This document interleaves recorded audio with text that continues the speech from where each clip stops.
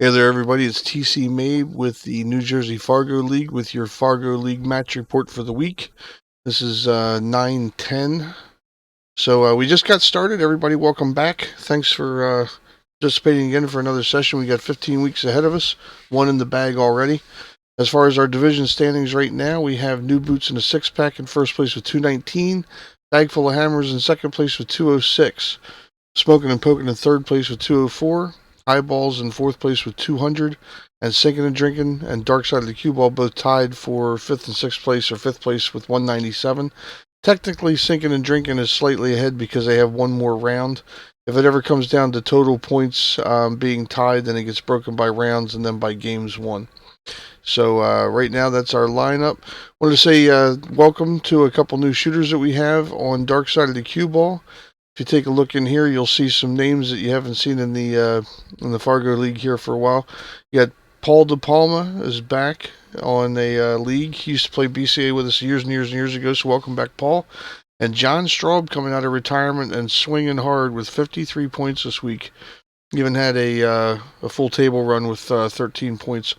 Or not a table run, sorry, a win zip, 13-point rack in there. So welcome back, John. Welcome back, Paul. And a couple other new faces on there. John Thornton's on the league now. And basically, for anybody who is new here or anybody that needs a refresher, if you ever want to see information about the teams, you can obviously click on some of these pieces of data, or some of these links rather, and pull them up. You'll have a thing over here for viewing reports. Do the same thing. You click on this, they'll show you each player, how many games they played, how many games they won, their percentage, all the good stuff that's in there. And also, if you're looking at a schedule, if a match is in the past, like for example, Dark Side of the Cue Ball versus Bag Full of Hammers, if you click on a match that is in the past in the schedule side, it'll show you the score sheet and whatever the points were for each round. This is another nice way to go back and look and see, exactly what happened. Because in your other one, it'll just show you, oh, you got 42 points, for example, but it'll give you the breakdown of each one here. The way to read this in here, of course, is that in the first round, you're shooting straight across this way. So just like the score sheets, first round, the home team is breaking everything. Second round, the away team is breaking everything. And you can just see here with today's matchup, even with these heavy handicaps, the Bag Full of Hammers was only getting +4 per round. They were pretty close races, 37 to 44, really 37 to 40. The handicap helped out there with the +4, +5 on that one, +4 here, +3 there, for the total of 197 to 206. And it was a good match. I think most of the matches this week, if you looked at them out here on the board, were pretty close. You had a lot of very close games. I know New Boots in a six pack, 219 to 200 with Highballs, and Bag Full of Hammers was 206 to 197 with Dark Side of the Cue Ball, and Smoking and Poking went 204 to 197 with Sinking and Drinking. So pretty good matches there. Your upcoming matches are also displayed on the app there.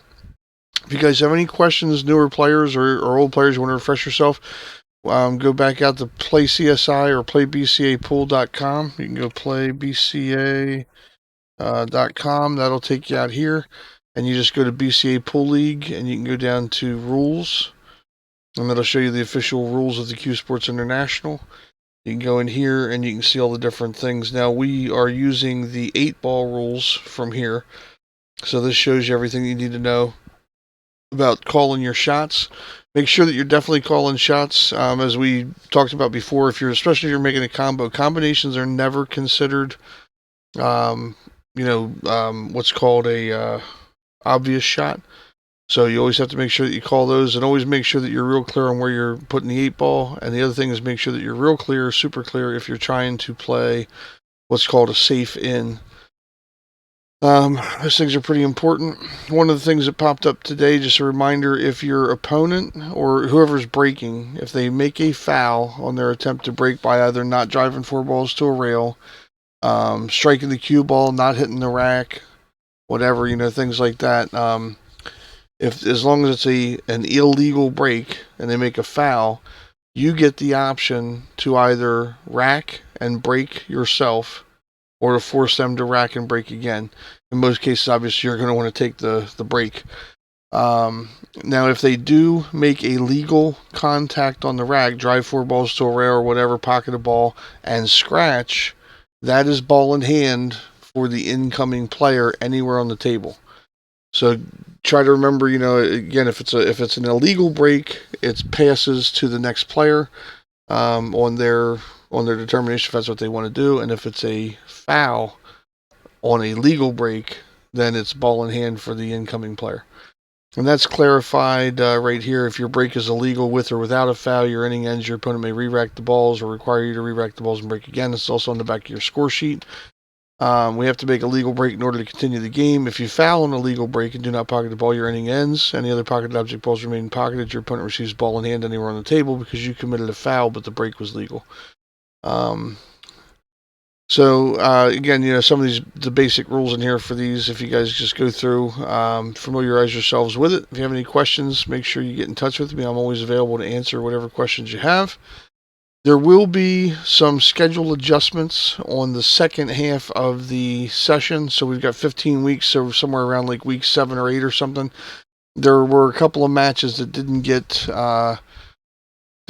distribution because of the way that I did it. I initially generated the first like 5 or 6 weeks and then just copied and pasted them into the other rounds. So there are situations, for example, where the Turnpike In team doesn't play one of the Scooters teams and one of the Scooters teams doesn't play the Turnpike In team. And then there's also maybe a situation in there where one team plays another team like maybe more than one time or something. I mean, obviously that's going to happen in a 15-week where you have rotations in there for three round robins. But I just want to make sure that everybody gets a shake at a home and away game against each team on the league. So I'll go through and I'll make those adjustments, but it won't be back until the end of the last weeks and trying to maintain all the other requests and restrictions that are in place and all that kind of stuff. So with that being said, again, thanks guys for playing. Glad to have everybody back into a session, and again, welcome to our new players. So if you want to see any more information on the league, again, you're out here in these reports. In the players section, you'll see your top shooter for the weeks or whatever. This will continue to accumulate. So this week was John Straub. He had 53 points that he made, and he only let up 16 points that were scored by his opponents. He won 5 out of his 5 matches, so he won 5 and lost 0. He's at 100%. 1 week. No break-in runs, but he did have a win zip. No table runs. The win on the break is only available in 9-ball. That's if you make the 9-ball on the break. In our league, obviously, you make the 8-ball, it comes back up. Consecutive wins. He's got 5 consecutive wins, which results in 1 perfect match. So perfect matches are every time you have 5 consecutive wins in your streak. All right, so that's pretty hard to do. So welcome back, John. And of course, you can see that distribution of those players by team also. And then your player list overall tells you everybody in there and what their Fargo ratings are. You'll see John's a 585, so you would expect him to run some balls here and there. And that should give you guys everything you need to get started. Again, thanks for watching. My name's TC Mabe, and I will get these links out to you guys, and we'll just keep making adjustments as we go.